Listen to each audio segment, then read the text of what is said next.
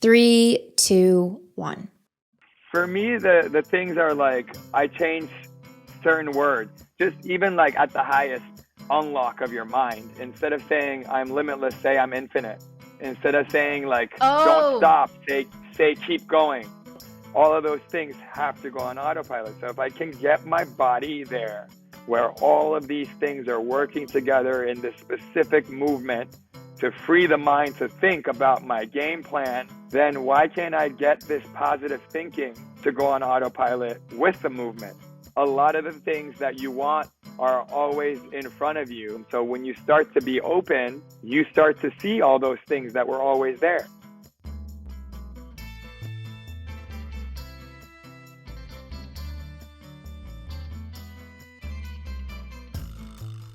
Akin Akman is someone who some don't believe is human. He is widely considered the world's most successful group fitness coach for the last several years. His commitment to both his athletes and his craft is practically unbeatable. We do in fact know he's human though because of his humanity. He is the co-founder and chief fitness officer of AARMY, that's AARMY, a boutique fitness studio with in-person and online practices. That's right, I didn't say classes, I said practices, because that's what athletes show up to. People go to AARMY when they want to change their lives. They just reopened their in-person studio and I got to attend a cycle class after getting lucky with a spot opening up from the waitlist. I've been doing his cycle classes at home to just, get my body moving during COVID, but the in-person class was just another level. I mean, I was fasting and it was an hour before I was going to break my fast, and somehow the euphoria of it all still kept me going. I probably did better than I even do at home. He's an intentional coach and teacher who can turn even the most dedicated couch potato into a superstar athlete. In Akin's own words, an athlete is a professional mover, and we were born to move. So as professional movers, we are all athletes. Akin was a young tennis prodigy who started playing at 7 years old, training under legendary Hall of Fame coach Nick Bollettieri. At 17 years old, Akin sustained 2 serious injuries that led to his tennis career ending and his healing journey starting. Bollettieri pushed Akman to reinvent himself as a coach. Throughout this process, he learned the importance of mental coaching, even more than physical coaching. And you know what? That is his secret sauce with his athletes, me included. In this guided storytelling session, we talk about who is an athlete, how terrible injuries can turn into great journeys, and what it's like to be one of the world's best coaches. For this one, instead of grabbing a cup of tea or, continuing with your driving commute, maybe pull over and do a little bit of a stretch. Just kidding. I hope you enjoy this episode, and welcome to Podcast Noor.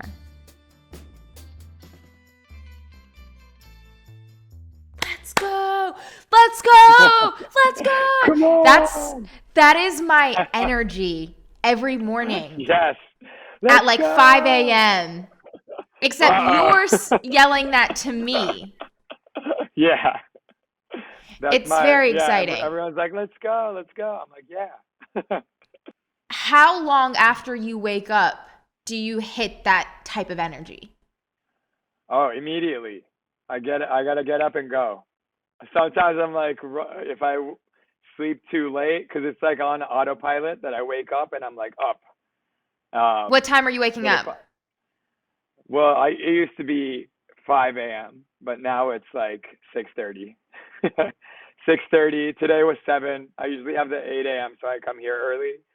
And then I have to walk Jimmy, my dog, and all that good stuff, and feed him and stuff. So, but I'm ready to go as soon as I wake up. Do you think it's like your quality of sleep is just so fantastic or because of how much you're moving your body, you're able to get that type of quality rest?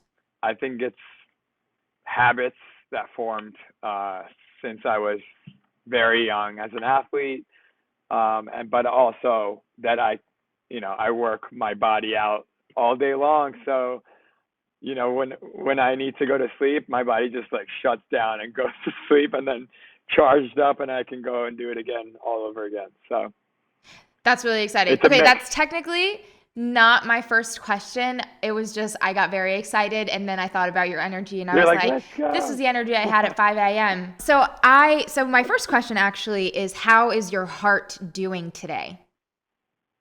My heart is bursting because um, I get to do what I love every day, and then I get to share it with people like you that inspire me as well. So my heart is feeling really, really big I love and that. loved. There is so much love in the work that you do and the community that you built and are continuing to build.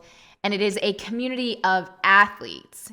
And I consider myself one of those people. However, never in my life, even when I was playing sports as a kid, I never called myself an athlete because I always felt like that meant you had to be really good at whatever sport you were playing, or you had to be a professional, which I guess is also really good. It was a specific type of identity. And even when I was on teams, I still didn't feel like I could adopt that identity. I was way too scared. And it isn't until now where I have my little corner in my house that I'm continuing to show up for AARMY workouts. And I finally am like, okay, I am an athlete. And it's like showing up with the mindset of being an athlete, which has taken me months to accomplish, but thank you.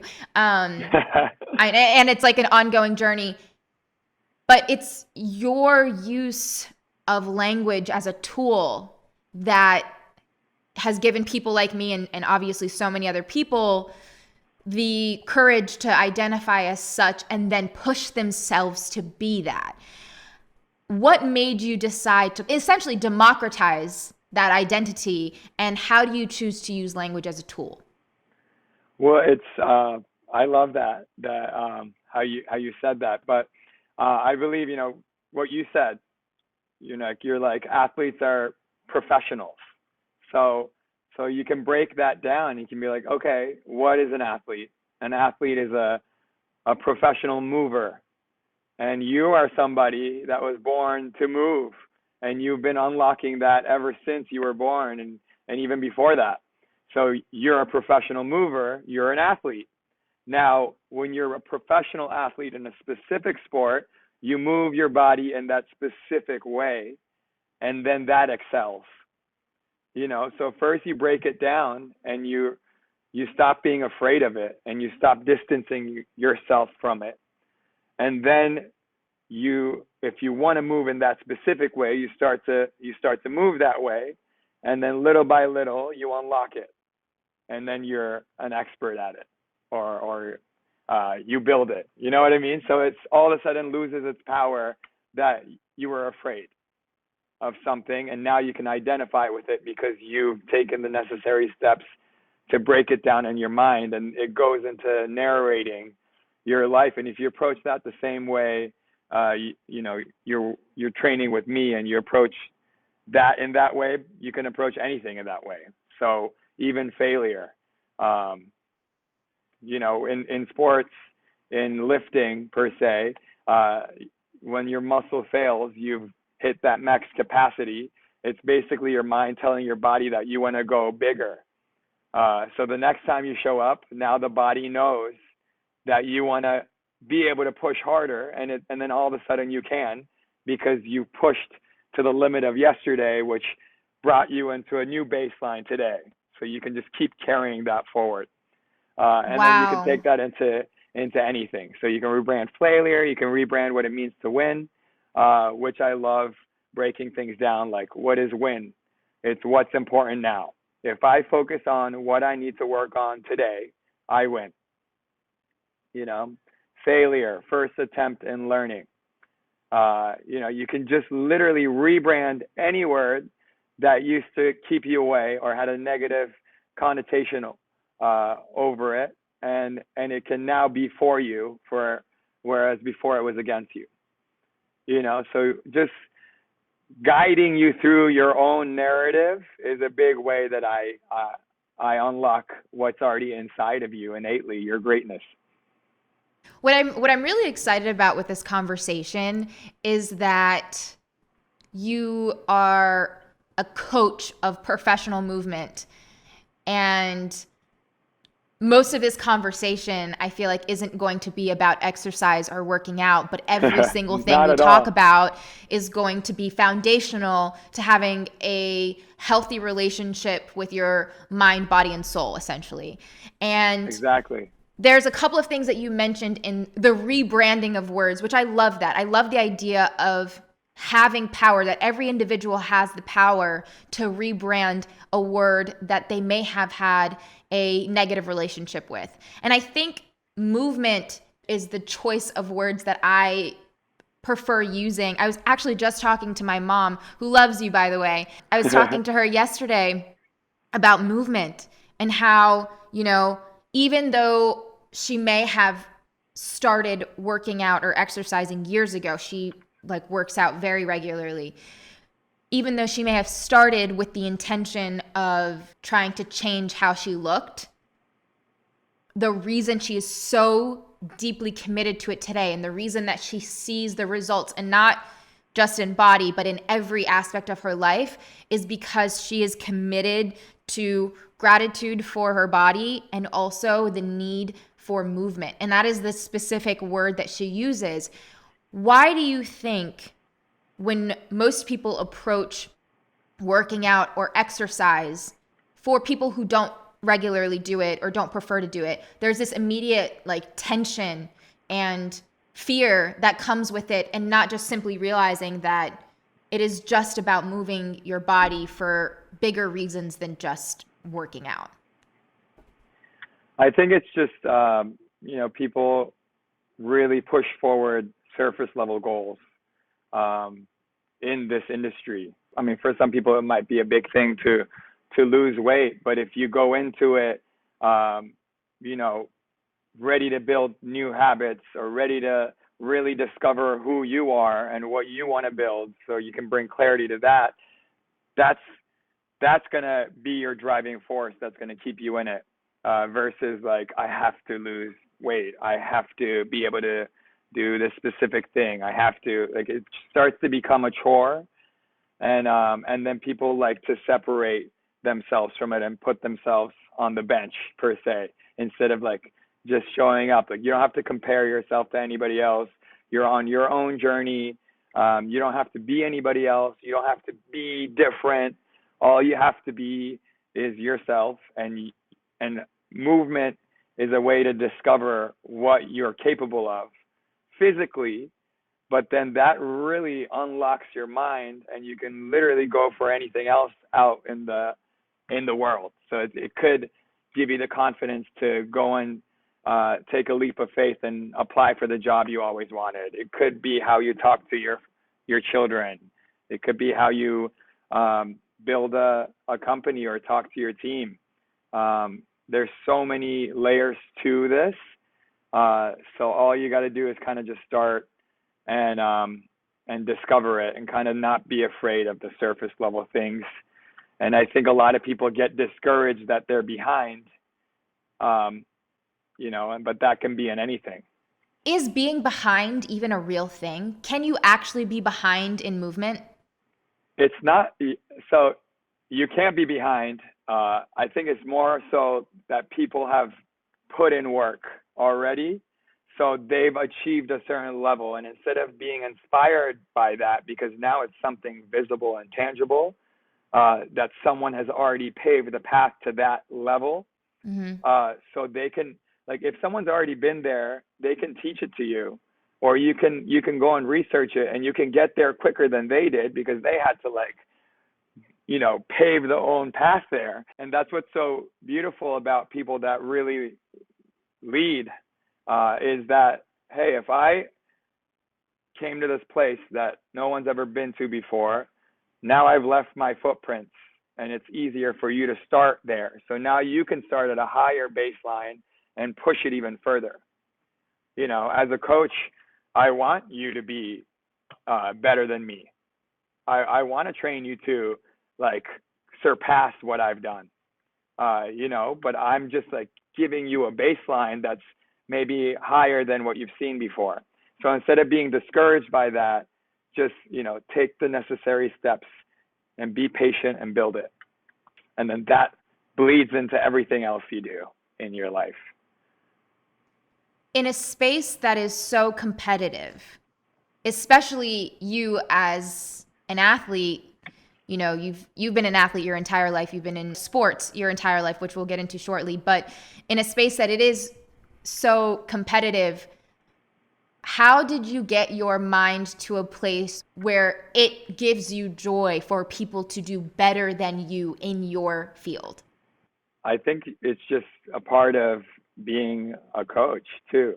You know, it's like you want your athletes to go into any room and win, and you know, their energy really bright in that room because they're confident, because they're proud, because they've put in the work and they've achieved a certain level. So that's what kind of gives this value for me over anything else, that I've unlocked what you already had inside of you, and I had a role to play, or a little part in you discovering yourself. And that's like a great thing. That's a great gift to be able to give someone, and it's so fulfilling. And in terms of a competitive space, it's just it's not competitive for me, because it's like I've been to competitive, you know, places. I grew up competing. This is very different. You know, it's not just about me, but if I can make you better, then what happens is I want to continue being your coach. You make me better in return. So it just keeps on evolving, and we just keep on growing. You were a tennis player for most of your young life, and it was really hard things that you went through as a tennis player that got you to have this mindset, to have this, you know, wisdom and how to guide people who are going through the hardship. Can you take us to the hardest moment in your tennis career where everything changed? Well, there was a few of those. There was one which I told you about the other day, but there was one where I guess when I was very young, I would listen to people. So like, it's funny because the athlete world is so intense sometimes, because it's like, it's the kids that are competing, but also the parents that really want their kid to win. And, you know, and then your children playing like, or practicing for, I don't know, 6 to 8 hours a day, and then going and competing. And it's like, for me, it's it was really fun, and I loved it. But if you, I don't know, if you kind of are listening to the noise, it can have power over you. So one day, after one of my Turkish national matches, someone and their parents were like, "Oh, what happened to your backhand?" And I was like, "What do you mean?" They're like, I just won the match. What are you talking about?"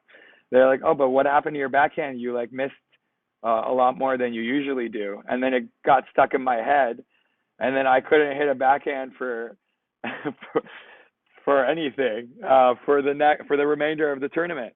And then it was like a struggle to get it back. So I was like, wow. But what do you think it was about a stranger saying something like that to you? Like, what happened in your mind where you created a thought loop for the rest of the tournament that you couldn't break through? Shake it. Yeah. I think it was just like listening to that person who might have been trying to get in my head, because I was going to play them the next round, you know. And Whoa. And that's how it is. That's how it is in life too. People are going to say things to you, and if you let it in, that insecurity, then like, they have the power, but it's your power. So it over the years of thinking about that specific moment too, I'm like, don't ever give away your power to anybody else. Don't ever let anybody else dictate what kind of shots you can hit, and whether you're good at something or not, or whether you're gonna be successful building what's in your mind, because there will be a lot of people who doubt it, and you just have to really fortify it and bring clarity to that vision, and you can move forward very, very strong and focused. But that was one that always got me thinking. I'm like, how did I ever let these people have this kind of power over my game? But maybe you needed that too to establish the relationship that you have with words, because it was something that was so simple. So now it's like, how can I use that in the way that you use it in your coaching? Is like, I know if that one thing that was said to me threw me off, then I can like do the opposite tenfold every day and make sure that I'm like, just pushing that out. Exactly. And I'm like, not like now, because of that, I can teach it to you, but I also won't ever let those things in. Right. Or I will use it and channel it to even show up better than before. Because you can channel all energy into positive action. So I could have used that then, but looking back at it, like you're saying, it's like almost like it all happened the way it was supposed to, so that I could have these thoughts and get to where I am with my values and whatnot, to be able to coach the way that I do, even though I couldn't see it then. So you kind of have to, in a way, just, whether you're going through tough times or whatnot, just kind of see it as it's happening for you. And you can have all the emotions and you can feel all the feelings, but don't let it stop you, and just keep pushing forward. And I didn't stop playing tennis, obviously. That was like when I was 12 years old, and I just kept working even harder. And then at 17, I got 2 herniated discs in my lower back, L4, L5. And at that time, I was really playing really well. I had moved to Boston, so I was winning a lot. And right before then, I was kind of like, again, in my head. Tennis was always a very mental sport for me. But in Boston, I was winning, and I was with a coach that I also decided that whenever I was coached by him, that I would win. Like, these are just like my own thoughts. Why was tennis specifically so mental for you? I don't know. I think it's maybe because you played other sports. Dissected it. Yeah, that was my main sport that I put everything into, and I think maybe that's why. And everyone knew I had put everything into it, and for some reason I wasn't able to use that as a positive, but I mean, in ways I did, because I would work even harder. So in a lot of ways, it actually built my work ethic, because if I would lose a match, I would go and run suicides, it's called, like sprints on the courts. I'd go do like 1 million push-ups. I started like the 400 ab challenge that I do now at AARMY, all like back when I was 12, and I was in Spain playing like tournaments there. And if I would lose, I would do like ab sprints, push-up, like anything to like really enhance my physical performance. But what did you do at the time for your mental performance, if the sport was really mental for you? We used to, we used to have mental conditioning at the academy I grew up training at, and we used to sit in a room and talk about feelings and emotions. And I remember my mental conditioning coach used to make me write a journal. So I'd have all these journals that I would write all these things in, and they'd like make me write after a match. And like sometimes I'd be really angry that I just lost. I'm like, why the hell am I writing in a journal? So that I'd write something outrageous, and they're like, are you okay? I'm like, no. I'm not okay. You're making me write this stupid thing about like what I thought about the match, and I'm angry. Like, I just lost. I just finished my first journal in my entire life today. Like, I wrote For the last 11 days, for the first time in my life, I've been journaling consistently. I've been writing in the morning consistently, and I'm so proud of the fact that it's literally all me writing about my feelings. But it works. I hope that you wrote outrageous things, because that sometimes is what you need. Like, you have to just Oh write it yeah. all out so that it just shrinks. But they were like, should we call a psychiatrist for you? I'm Do like, you remember what you wrote? maybe. Yeah, I was like, oh my God, I'm gonna kill myself. Like, this is crazy. Oh Like, I no. I suck. But it was like I wasn't really feeling those things. I was just like angry. Like, you get so angry that you want to throw Right. your racket and you want to, like, but then you have to like hold it together because tennis is like a gentleman's sport. So anyway, I mean, I had like rage, which I now channel into energy. Well, so I really want to ask you about that, because I didn't know this about you, and thank you for sharing all of that. But there's like, I find that there is this maybe once in a while debate that happens, which is, can you like use anger and rage, or I know I don't think that there's really such thing as negative energy, but based on whatever that means to you, can you use those things as sustainable motivation? Imagine, someone was coaching themselves the way that you coach a practice, like an army practice, but the language that they were using was channeling all their rage. Is there a healthy way to do that? Yeah, I think it's much more productive to stay on the positive side. Of course, when things happen and you're maybe angry, just it's nice to let off some steam too, and just kind of like, go really hard on that, but like in a positive way. For me, the things are like, I change certain words. Like, instead of saying I'm limitless, which I love saying, I've changed it, and I'm like, just even like at the highest uh, Mm-hmm. unlock of your mind. Instead of saying I'm limitless, say I'm infinite. Instead of saying like don't Oh, stop, say keep going. And just like play so on those words. basically, okay. So I like You to know what I call mean? that asset framing. So asset framing to me is like when we're talking about groups of people, or asking groups of people questions, or talking about a community, and instead of like putting them down, like for instance, the term underprivileged youth, which is deficit Hmm. framing. You're saying use even the words that might have positive impact, like limitless. You're Yeah. saying be that intentional with your vocabulary. Yeah, and it starts like, I mean, I always said limitless. It's like even on the walls here. And then one day I was like, no, I don't want to say limitless. I want to say infinite. I And then love just that. kind of That's like really great. slowly, step by step, reframing these things that maybe you unintentionally were doing. Hmm. Like, even like as a coach, I like to go and kind of listen to how, especially now that it's being able to film it. I go and listen to what I said and how I said it, and I'm like, can I say it better?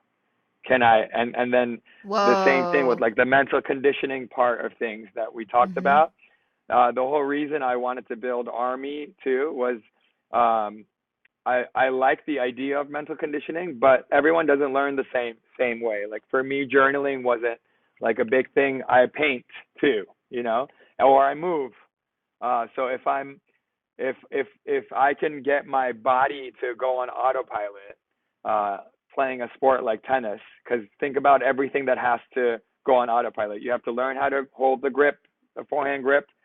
Is a semi-western. The backhand, I had two-handed semi-western continental, and then my serve and volleys were continental grips. And then you have to. That's one thing. Then you have to learn how to move. Then you have to learn how to swing. You have to learn how to finish the shot. All of these things have to go on autopilot. So when the ball is coming at you 150 miles per hour, you're not like, oh, hold on, let me put the right grip in my right hand. You're like, as soon as you pick up the racket, it goes to that grip. And then you can respond just as fast to that 150 mile per hour serve and return it. So all of those things have to go on autopilot. So if I can get my body there where all of these things are working together in this specific movement, to free the mind to think about my game plan and strategize, then why can't I get this positive thinking to go on autopilot with the movement? So let me merge these two things that people do separately, like even like mindfulness. For me, I can't go and sit and listen to a whole thing for hours and hours and hours. I respond through movement, and not just one day. It's consistently showing up and hearing these things, just like how I hit like millions of forehands through my career, or billions of backhands, and then the same, like all the shots, consistently working on it daily to perfect it, and then the difference at the end, once you're at the highest, is very small. And those small differences make a world difference when you're playing your match or when you're running. Imagine a sprinter, the first place and second place, it's like milliseconds. The difference is milliseconds, and that could be just because you, lifted your foot a little bit more, or like you were a little more upright when you were sprinting. Some little switch makes you the winner. So being able to put that in with the mental conditioning, so now all of your thoughts are also on your side when you're playing.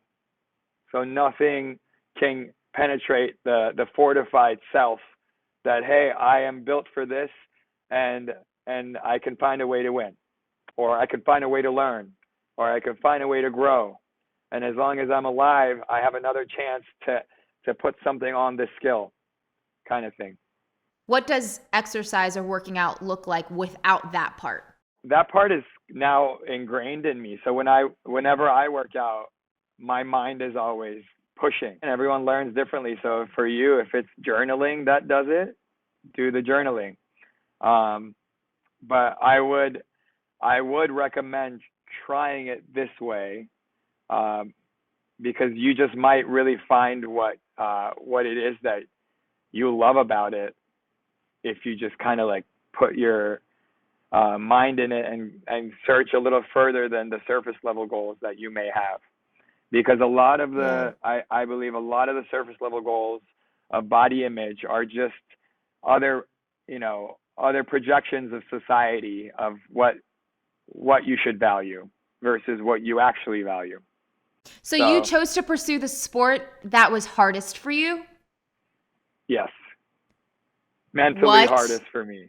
Why? I mean, I was like, technically, like I was, like my serve was harder than anyone that I'm not saying you weren't great. Against. You were clearly like, some type of prodigy. Physically, it was like at the highest, but mentally, there was like a blockage that it was really hard to claw up, and I would get there, and then when I got there, the injuries happened, and then I had to kind of try to claw back up again.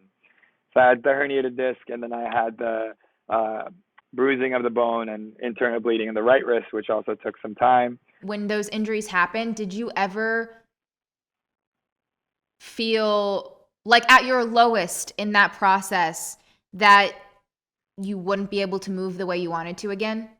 Yeah, I think definitely I was like really down, and I was like, I don't know, like why it's happening now, like why me, blah blah blah, like all those things that everybody goes to. But it's like, why not? Like, why should it be somebody else? And then kind of digging a little deeper into it, I'm like, okay, a lot of people have herniated discs, and it could be from sitting at a desk. It could be from repetitive movement that maybe wasn't great. It could be that one hip was more flexible than the other.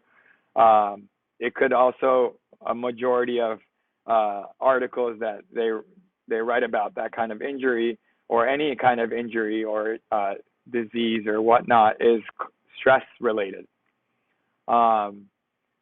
So then I decided to, like, all of those things taught me something. If I have a back injury and I can't walk, I'll go to PT and I'll do all the necessary things to get back my movement, which is what led me into cycling.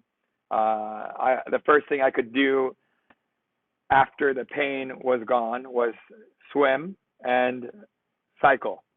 Wow. That's what got me into cycling in the first place. And then also PT, and they gave me all these stretches, which is also a big part of the reason I stretch the way I do before and after practices, but also how I started the stretch program at AARMY as well. The stretch program at AARMY feels like PT. Like that, the movement, it is movement therapy. It is. And I'm so happy that now, not when I was in it, because it was really painful, but I'm so happy now looking back. I'm like, I'm happy that I had these injuries, because I had I always had to play in ankle braces. I have, I'll show you my knee. I just showed the practice that I taught. So I have this thing, Ausgleich. It's like excess bone. And usually, actually, when I was studying sports medicine in college, the teacher was like, "Oh, Akin probably." We were on Ausgleich, and he's like, "Oh, Akin probably never had that because it's usually heavier athletes that have it, that play really impactful sports like football players, linebackers." And then I was like, "I have that," and I got up and showed my knee. Anyway, usually it's supposed to be super painful, and sometimes people, they swell up and they really can't even move. It's from impact. So I was playing tennis from a young age on hard courts. So the stop and go movement, that's kind of what did it for me. But I never had pain in my knees. And I decided when I was young, I'm like, oh yeah, that's like my superpower. It keeps my knees intact, and so I can move better and faster than anybody else. And so you rewrote the story of your knee problem. Yeah, and but I never had pain in it because of that. Do you think that's why? Wow. I don't know. Yeah, and then I'm like, that's my superpower. Mentally, if you're narrating something and it's filling you versus draining you, it's a whole different thing. And it can, the circumstance doesn't have to change, but if your mindset changes, it can be from dreading something to loving something and being excited about something. It's just you have to believe that, though. You have to get to the point of believing that that's even real. And that's what I try to unlock in people, that belief in yourself, that literally if you put these thoughts in, and if you control your narrative, then you draw the world to you. A lot of the things that you want are always in front of you, but because people fight it so much, they can't see what's right in front of them. So when you start to be open, you start to see all those things that were always there. Like your ability to move and to unlock a higher level of that movement through repetition. Where that works for me the most, specifically in the process of movement, is when I'm in the middle of doing an AARMY practice and I want to give up. It's like I'm in the middle. It's usually a plank. It usually looks like a plank. And I am like, I'm going to throw up. My body is shaking. I can't or a squat. And then that's when you go into saying something. And and then you say this thing that in any other circumstance, and it's not one thing, it's just like the coaching aspect, but in any other circumstance, I could hear that in passing, and unless I think about it deeply, I won't really hear it. When you are on that brink of struggle, then that's when you include the coaching. It just feels like rapid growth, because it's like you're getting people in a place where they are on the brink of giving up. You take us basically to the hardest place we'll be in that hour, and then you're just like, okay, cool, I'm going to give you what you need to hear right now.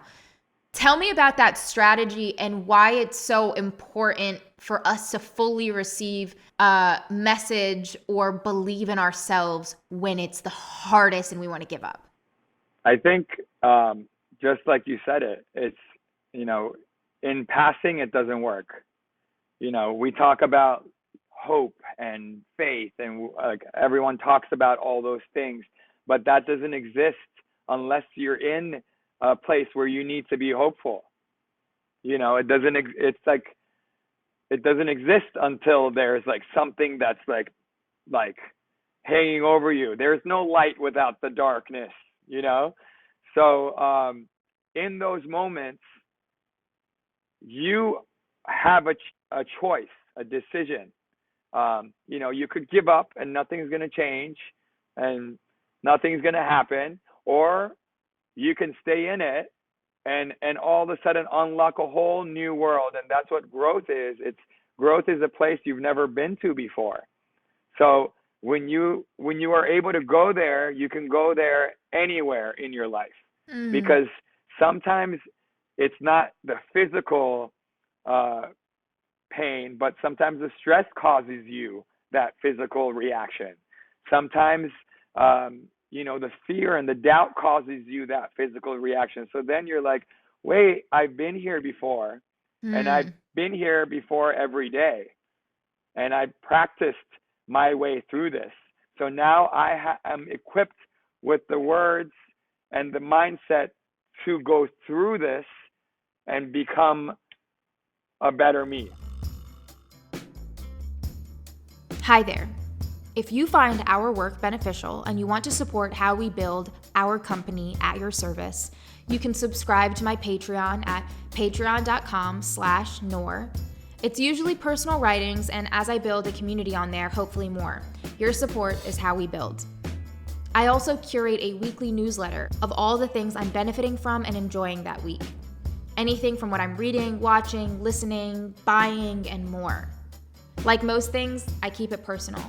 You can subscribe to it at noortagori.com/newsletter. Now back to the story. So you're basically saying that on the journey of self-discovery on the mat every day, if you commit to movement, if you choose to commit to movement, that you take yourself to the hardest physical places that you can go, because once you're able to break through that, you can replicate that mindset in other aspects of your life. So when you are in a place that is excruciatingly painful, you'll still be able to get through it. Yeah, and then sometimes it stops being painful, and then it starts becoming fun, and you're like, whoa, I've done this before, I can do it again, and maybe I can do it longer, and maybe I can do it with more weight, or maybe I can do it faster, and maybe I can get my friend to go there with me too, and it's just like, maybe I can get my team to go there with me too, and then we can dissect it and talk about it, and it's just like, that also starts to build community around that joint experience that you just had, and that you just were able to fight through and grow from. And the way I coach all levels, it is that too. It's like, now the things that are really hard aren't so scary anymore, because a lot of people go to the future immediately and they're like, oh, I'm never going to be able to do that, or that's too hard, or like whatever. And like, hey, just be here today and focus on what you need to put on that goal to be able to get to that level in the future. Like, so that's when the win comes into play. It's like, what's important now? If I can focus on that, if I can lay the layers that are necessary today, then I can get there tomorrow. Sometimes we don't even realize when we're living in the future, and when fear allows us to like live in the future, because I think maybe sometimes we adopt this unwritten future as reality already, and it already stops us in our tracks. It's like using the word never and saying, I'll never get there, as if you've already seen there and what it looks like and why exactly. and how. I read in The Artist's Way, which is a book that I'm reading right now, it is a spiritual guide to creativity and becoming an artist in your own right. And I think this applies here, but it's like some people won't try something because they think they're too old for it, so they don't even start. But you're going to be the same age if you started or not. Your life is going to still continue to pass, so you choosing not to take on this challenge doesn't mean anything to, you know, how old you are. And I noticed that the AARMY team is one of the most diverse communities that I've seen, like, just really ever, because everyone is so active, so encouraging, and they all look different. They all come from different backgrounds, from like all over, you know, the world, wherever it is. And it's like you're bringing everybody to this place and building this community. And I've been rethinking community a lot. Like, what does it mean to be a part of a community? Is being a part of a community like the people that look like you? Is it the people who believe the same things as you, worship the same God as you? Is it the people who, you know, you work with? What is a team to you, and what is community to you? Team to me is, I mean, for me, it's moving together, you know, and then unlocking your championship, like getting you to win whatever your championship is. So I want you to come from all different walks of life, and I want to get you to where you want to go, and then more. And that brings that variety, because then also I like new ideas, and I like I don't know, I like to see how different people feel, and you know, how I can coach you know, you versus how I coach somebody else, because of how I know you respond to what I, you know, how my tone, my words, like when to push, when to pull back, when to I guess I kind of like dive into your life a little bit too. So that's kind of like community, is getting to know all different versions of living, all different versions of life, all different versions of beliefs, ideas, and then finding a common ground where you can share all of those things. For me, it was always like, you know, training for something and having people around me that were the same, like committed the same way, that would show up every day, and that, you know, if I wasn't practicing, I was missing out on that and not on all the other things that didn't really fill my heart as much. That community that kept pushing forward and making, you know, and setting the tone to reach, or the level to reach, and then even surpass, like that was exciting for me. So that's kind of like what I wanted to recreate, but not just being inspired by that one specific game that you're playing, but every game that's out there. And then come to a place in your mind where you're like, wait, why don't I create the game that everybody plays? You know, and why don't I write the rules? Why don't I create the language that we speak, and really push that philosophy forward? And if I can do that, you can do that. So then you start to come out of these things that dictate your values. The gamifying of AARMY, in the ways that you've done it, you know, subtly, and getting people to compete with themselves and getting people to join and compete with their friends. Where did your love for gamifying things come from? Well, I think that also teaches you a big lesson too. It's just like you wanna practice to compete, right? And then that also brings a whole nother wave of emotions, and fear and doubt, and all of the things that hold you back, and and that teaches you something more, and it also kind of pushes you to evolve. So that's where it also came from, but also because I thought I could teach that way too, where I can teach you these things and then you can put them to the test. Either through AARMY or through your life experiences. So your family is Turkish, and growing up you were between the States and Turkey, and you also attended school in both countries. What about that bicultural experience contributed to how you approach your coaching today? That's a funny thing, to be able to go to school in both countries and see how they teach things so differently, even if it's the same topic. And there's different versions of history and different versions of what happened in certain situations back then, so history. But you just start to realize that everyone's kind of, writing their own narratives as well, even as a whole country. Mm-hmm.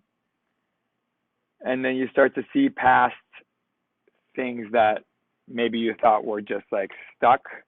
I think that the idea of every country has written their history differently, and history is written by those who survived whatever happened. So it's like, yeah, even opening your mind to the idea of you don't have to believe everything that you read, because everyone has a different perspective and experience. Exactly. And that definitely played a part in my coaching as well. It's because, you can be living a certain thing, and that circumstance can be what it is, but then you can narrate around it. There's this thing I like to kind of talk about, because we did an AARMY retreat once, or a couple times, but we went to Mexico, and I was making people do these Navy SEAL sit-ups. And it's basically you're doing sit-ups in the break of the ocean, where the waves are coming in right on the sand, and so you're being hit by the water as you do sit-ups, locked in with your teammates. No way. And so many people were having so much fun, and then there were some people that were like miserable, and it's like. But if you take a second and you're like, I'm in Mexico, it's like sunny, it's like, it's summer, it's beautiful, I'm with my friends, and I'm like doing what I do every day that I love, because the people that came on the retreat were always at AARMY as well. And that was like, that always says it all, because it's like you can be experiencing the same thing, but like, one person can be super miserable and the other person can be having the time of their lives, and then which one's gonna actually keep pushing forward, or which kind of energy is gonna keep figuring out new ways to win, or whatnot. And I'm not saying the ones that were miserable aren't gonna win too, because they are also fighters and they'll find a way to stay in it, because they still did it too. But it's just funny to see a few people in the same situation reacting differently. I mean, it's like it's just having it in front of your face. Yeah, and then it's the same in work. It's the same in this moment that we're all in. Like, there are people that were able to pivot and find a new way to do things, and still be able to do what they love, what brings them joy. And then others weren't able to do that because they weren't looking for a different way to do it. They just were, just kind of hit with, oh, how am I supposed to do this? Or I can't do this, and then it goes into the self-talk again as well. AARMY, as a fitness boutique studio, had to pivot in a major way when COVID hit. I mean, you were personally teaching 40 practices a week in person, and then Mm-hmm. all of a sudden had to completely pivot. You now have this incredible digital platform, but walk me through the moment of uncertainty for your team, for your business, and how you were going to show up for your athletes. So that it was, I remember it was like March 13th, and Mm-hmm. I went to lift with my brother at, because he's bodybuilding, and I was just looking around the gym that I was at. This was after my boot camp and cycle practices, and I was thinking, I'm like, wow, it's like this is real and it's getting really dangerous, and we have to shut down. Like all of a sudden, I felt a little bit unsafe to get people into a group fitness studio. And that night, I decided, and I'm like, hey, this is going to be our last practice at 5 o'clock on Friday, That March night you 13th. decided. Yeah, Whoa. and I did the session, and then the next day, uh, and it's like we're lucky that we can be like that because we're a startup. But also, it was like a weird, like I feel like no one's ever been here before, Yeah. So it's like it's not like we could talk for a month and decide, or we just like, and then I called my partners and I was like, we need to shut it down, and they agreed too. And then the next day, I was like, I'm gonna try a couple things on Instagram Live, and let me know if you think I should make a program so that we don't lose the progress we made with all our athletes. But also the whole reason we wanted to stay open was because we felt like we were helping people get to a good place mentally during this time. So I was like, we should definitely show up in some way. And we didn't have the digital platform. We were the, real life space. So we did we were gonna do 2 weeks. So I did a program on Instagram, and then it was like not opening. Like things weren't changing. So I'm like, okay, let's do a whole program with all the team, and we did it for 150 days. And during that time, we changed the studios, and we made them filming studios, and we built like an editing studio in the basement. We have cameras. We recruited a whole team to be on that, and we knew how we wanted to film it because we were always gonna be digital, but we weren't there yet, so we had to kind of like push that forward. So in those 150 days of free Instagram programming, we built out our current space and built out the app to be capable of these things, where we can upload all the sessions, and then it can be seamlessly followed or done at home, and then so we built that during that 150 days, and then we launched our digital app, and it's not like done there, and it's not perfect. It's pretty great, It's pretty great. but it's fun to be able to like be in it and keep discovering it. And I literally feed off of uncertainty. Like I'm like, okay, we're doing this. Oh, we got to do this. I'm like, oh, no big deal. Like I'm gonna. It's because I love coaching. So whether I coach on Instagram or like I don't know, in a shitty space or in a great space, I'm gonna still do it no matter what, and I'm gonna show up for my athletes that I train. So that's never in question. And then always elevate it. So there's always constant progress in how that's being delivered to you guys as well. So basically just taking your own coaching. Yeah. Yeah, I mean that's what's so great about it too. It's because it's all real. It's all things that I'm also talking myself through, and Do you it listen to really yourself works. well? Yeah, I mean I'm pushing when you're pushing. Like it burns for me too when I'm holding the plank. I actually You know? really, like, I was thinking about that this morning because we did an ab workout and we were doing the sit-ups with the weight up against our chest. We just got weights like a couple weeks ago, and I'm very excited to finally use them. And you were struggling in the sit-up, and you looked like how I looked. And I was like, oh, he can do it. He's not making the heavy weight look easy. I feel like a lot of times, when you're watching, or just even when I was younger watching fitness videos and stuff, it always looked so easy, and I'm sure obviously they were really great. But now I think about it and I wonder if they challenged themselves the same way they expected us to challenge ourselves.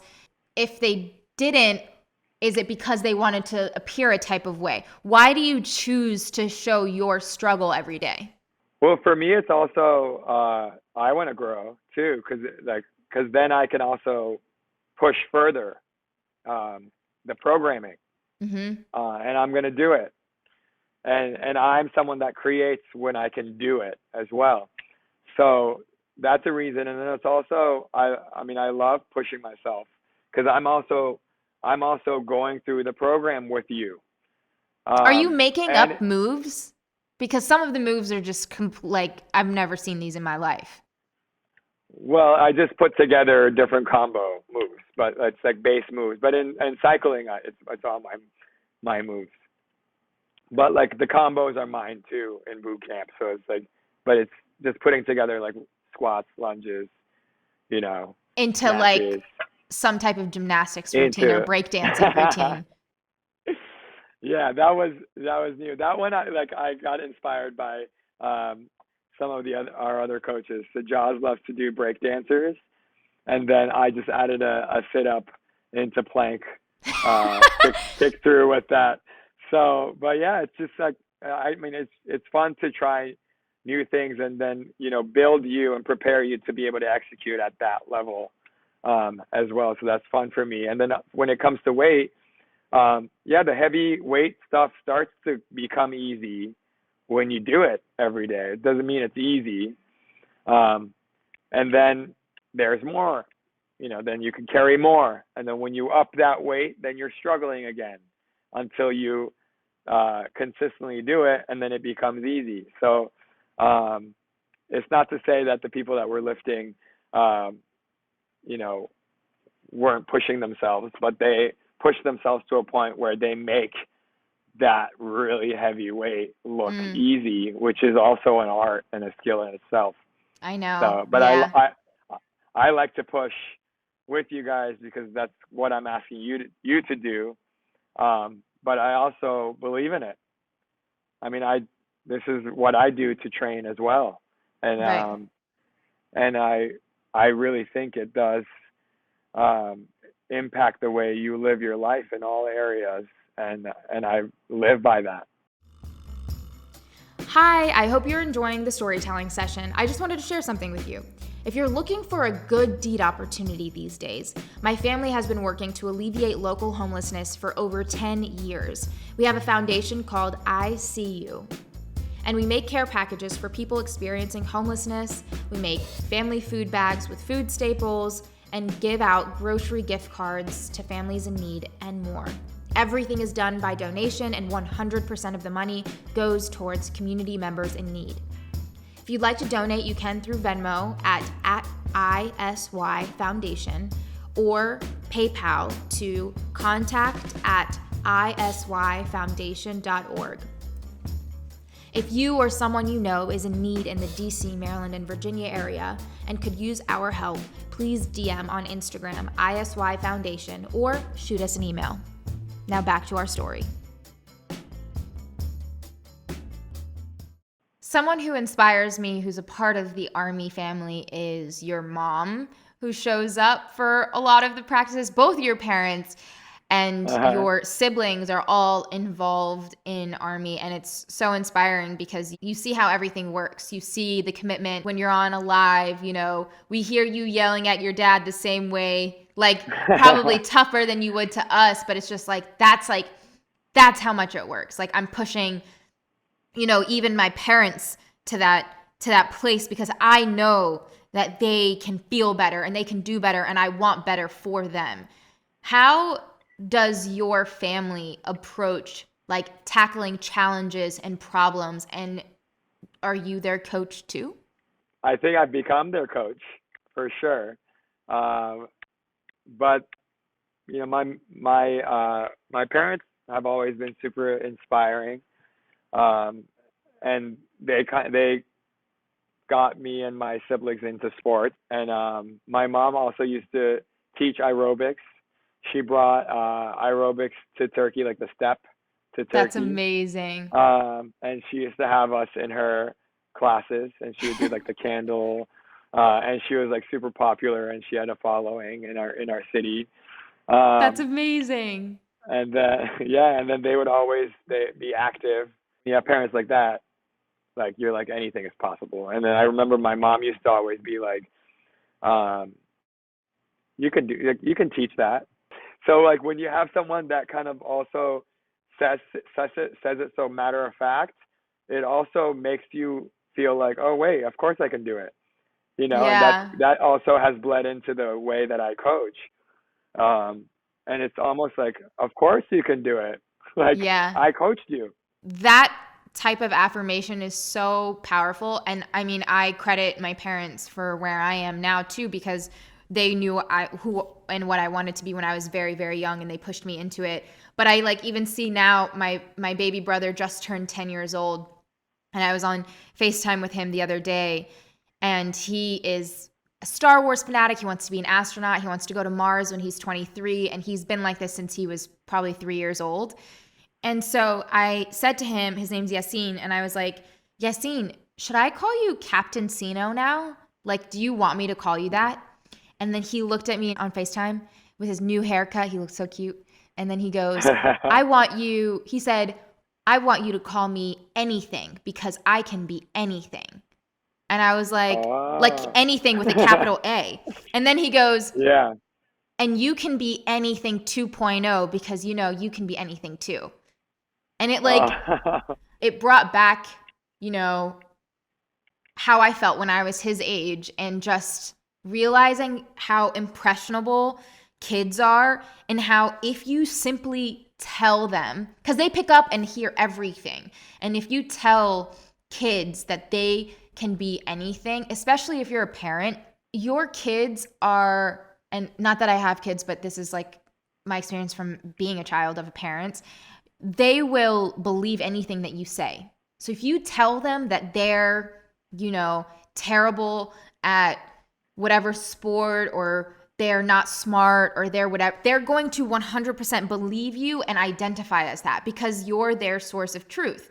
So if you Mhm. tell a 10-year-old you can be anything, oh, like Yassine, are you looking forward are you counting down to the days until you get to go to Mars?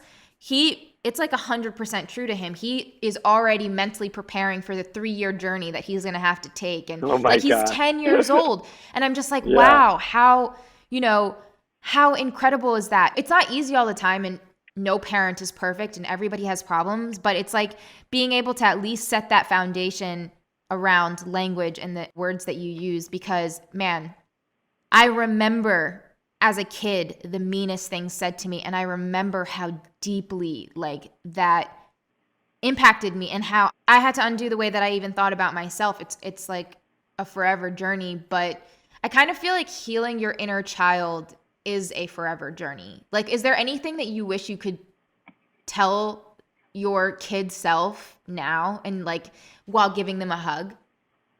Yeah. I mean, I feel like for me, it's more like when I look back, I'm I'm grateful for all of it because it's like it's all happened for you. Um, and for me, I wouldn't change it. Um, I just say keep going. That's all I would say.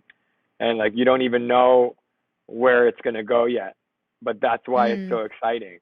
And what's so cool is it's not, you do identify, especially if you've been one thing for so long, and you identify like I'm a tennis player and that's my love, like it was my love. And then now I hardly play, um, but there was a period where I'm like, okay, what am I going to do next? And then I'm like, oh, I can do a lot of things. Going back to college, I was injured before I went, and that's why I went to college in the first place, because I was going to actually try to go play the pro tour. And I had my coach, who's in the Hall of Fame, also told me that's what I should do. So that was like a big boost for me, because I was also feeling like I was playing better than ever at the time before I got injured.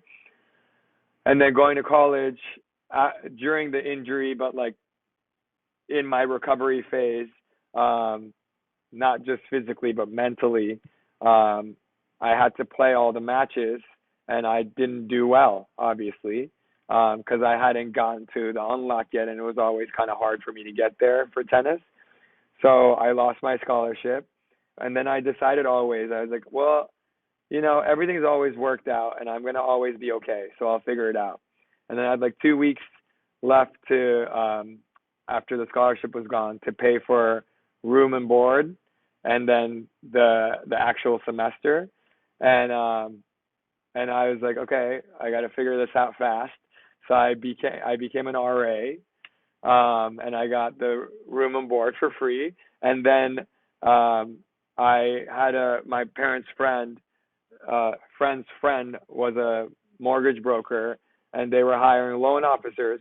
So I went through like a training with her, and then I did a refinance, and I made just the exact amount of money I had to make to pay for the semester. So then I was like, see, it's all worked out, and it's like, I can do anything. And moving forward, I lived like that too. I'm like, hey, whatever it is, I broke so not broke, but like when I did the wrist, it was after the back injury.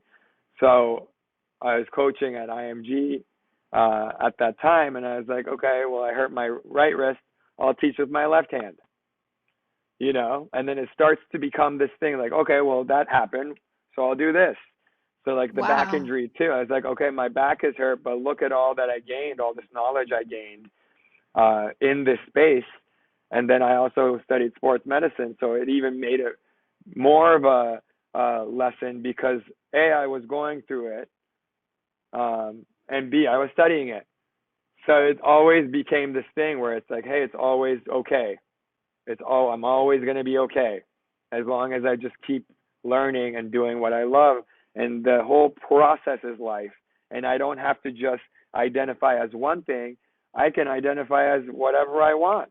How do you handle problems that come up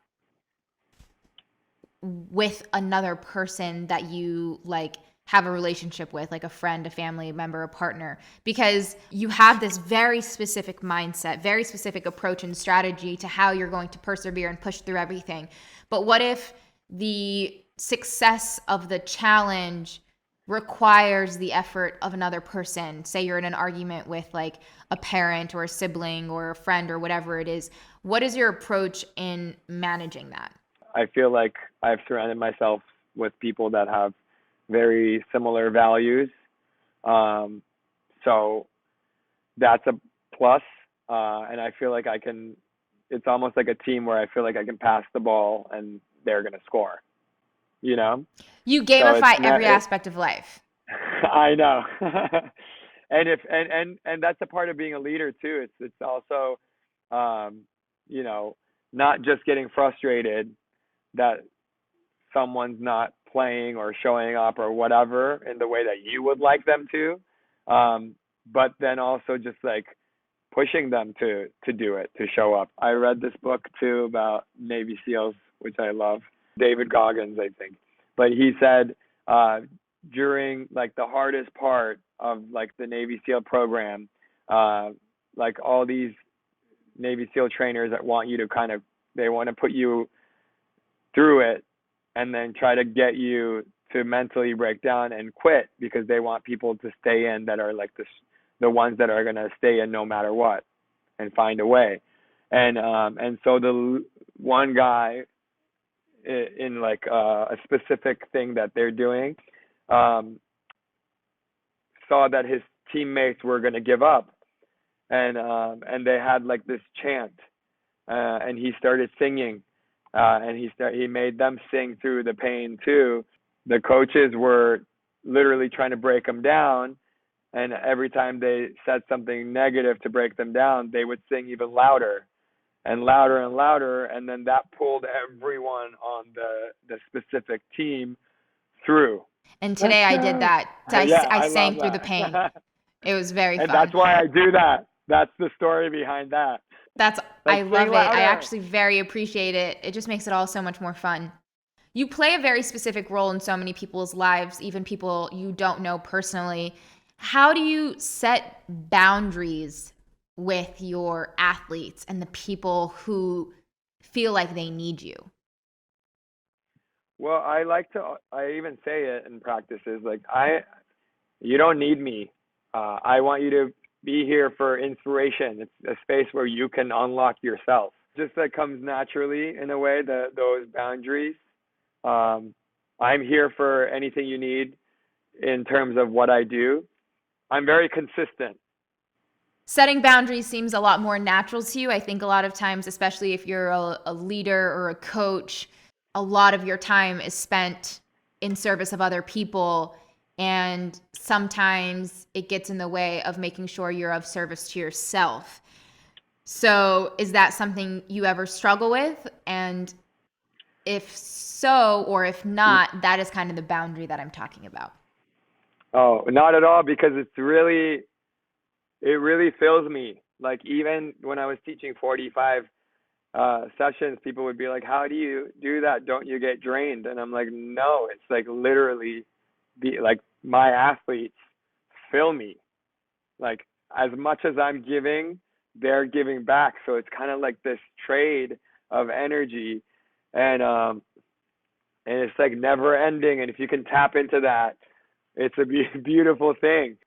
I feel like I'm just going to go back and listen to all of this and start and take more notes and try to apply it to myself. But thank you so much. This was so educational, and thank you for sharing all of those stories. I have a few rapid fire questions and then a final question, and then I'm sure you can get to another practice. So first question, what is your favorite song to play in a practice? Oh, it's like changes every day. So I don't know. What's yours? What's your favorite of mine? You know what the funny thing is I couldn't even tell you the name of the song. I just know the songs. You can sing it. What is it? It's the Border one. Years and Years. It's called Border. That I like that. I like that even though you play it all the time. I'm like, I know what's coming. So at least I know I'm like building up to that. Okay. What is your current favorite move? Current favorite move. Oh, I like my plank to kick out, or I call it atomic sit-ups. You mean the breakdancing move? That's my current favorite move. What's your favorite workout day? I literally I said this on demand, and I like every time I'm coaching, I'm like, this one's my favorite, and then I was like, wait, I say that every day. So I love all of them. The leg day one always is kind of like I got to get myself there, and then once I do it, I'm like, that was awesome. What is your favorite go-to meal after a workout? Oh, well, I like egg whites. I like oatmeal, and those are my favorites. And avocado toast. And an acai bowl. There's a lot of favorites. Okay, we'll just give you like 5 favorites per question. Okay. These are rapid fire questions that I'm coming up with in my head at the same time. On the spot. Yeah, that's how good I am. What is your current favorite quote? Current favorite quote. Or mantra. It's funny, whenever I say favorite, the Vincent Lombardi quote comes into my mind, and it's like, the difference between a successful person and others is not a lack of strength, it's not a lack of resources, but rather a lack of will. So if you are willing, you can have the world. And finally, Akin, what do you know for sure? what do I know for sure? That we're all going to be okay, and that I'm going to keep doing what I love every day I have a chance. Thank you so much. I hope you had as much fun as I did. This was really awesome. I did. Thank you. Thank you so much, Noor. Woo!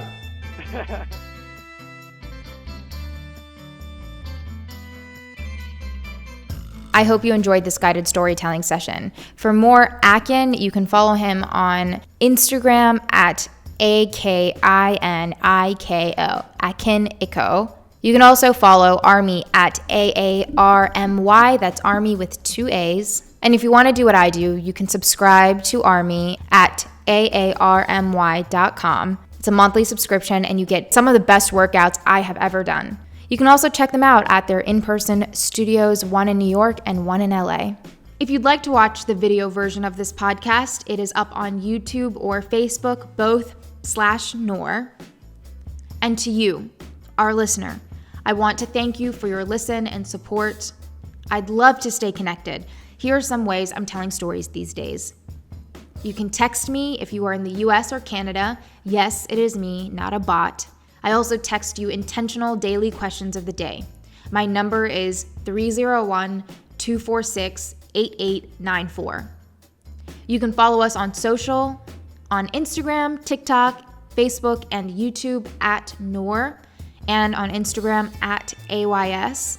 My Twitter, Snapchat, and Clubhouse is N Tagori.